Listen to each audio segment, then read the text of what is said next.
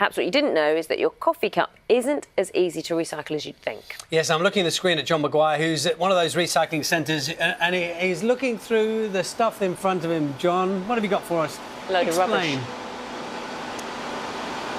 Yeah, morning both. We're addicted to coffee these days in this country, aren't we? Guess how many cups there are in here? 50,000, but that is an absolute drop in the ocean, a bean amongst a hill of coffee beans as regards to just how many we do drink. 2.5 billion every year in the UK. We only recycle around 1%. MPs want this nailed, sorted out by 2023. Why is it such an issue? Well, we've been doing this all morning. Forgive me if you've seen it before. This is they're a lot harder to rip apart than you think they are. A coffee cup, okay? Plastic on the inside to obviously make it waterproof, cardboard on the outside to give it that rigidity. And the trick is to separate those two materials. If you can do that, and there are only 2 plants in the UK that are doing that, then you can recycle the material because it just becomes pulp, just like any other kind of pulp that makes paper, whether it comes from trees, whether it comes from cotton, and can then be turned into this, which is 100% recycled paper. This particular paper goes around the world to be used in packaging for luxury goods.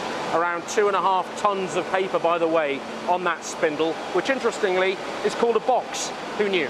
Let's find out a little bit more. We're going to talk to Phil Wild from James Cropper here, the mill in Kendal in Cumbria, and also to Gavin Ellis from the charity Hubbub. Now, this is the sort of thing that you can do with your end product, isn't it? Some of it actually imitates plastic, so we solve another problem. Absolutely. I mean, we saw a great opportunity with cups. You know, cups are going into landfill, and actually they're a fantastic source of high quality pulp that we can use, so we can use it as a raw material. So what we've done is we've developed a process to extract the plastic from the cup.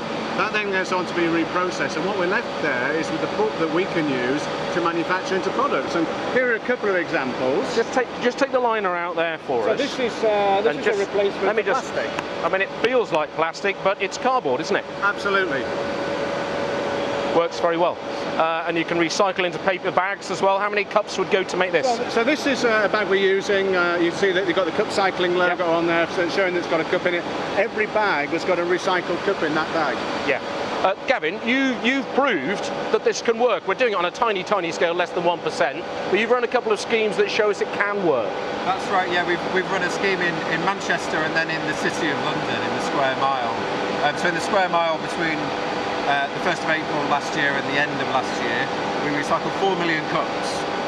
So I think it proves that if the public are given the right facilities to recycle their coffee cups, and if it's communicated well, then they're happy to do so. What we need industry and government to do is make it much easier, introduce much more recycling facilities so that they can do the right thing. Now this latte levy, this 25 pence tax, that's going to go down like a cup of cold. Well, coffee, really. Yeah, I can't imagine that most customers are going to be too happy about having to pay 25 pence more, if indeed that is what happens. What we're going to be doing is trialling adding a levy to some, working with Starbucks, adding a levy to about 20 stores, probably smaller than 25 pence, more like 5 pence initially, and test how people react to that, and what else can encourage people to use reusable cups. So they don't have to pay that levy and they don't have to use a disposable cup, and I think that's what we're interested in finding out. And I know that's what the industry's been telling us. They give discounts to people who come back with those reusable cups. They're funding research. So there is quite a lot going on. The coffee industry tells us this itself. Phil, one more quick one for you. As I say, you're one of only 2 plants doing this. Is it because it's just really, really expensive? Is there enough profit in it? No, it's not really. I mean, we spent a number of years developing the process to do it. We've got a capacity to do about 500 million cups a year. In reality, we're only using a fraction of that capacity because the issue really is about the collection of the cups. Yeah. You know, so getting the cups from the retailers or off the street, bringing them to us, the more cups that we can have, the more we'll recycle. But it's really about the collection. That's where the challenge is. Because at the end of the day, it's just a raw material for you, isn't it? Absolutely. It's a brilliant raw material that we can use.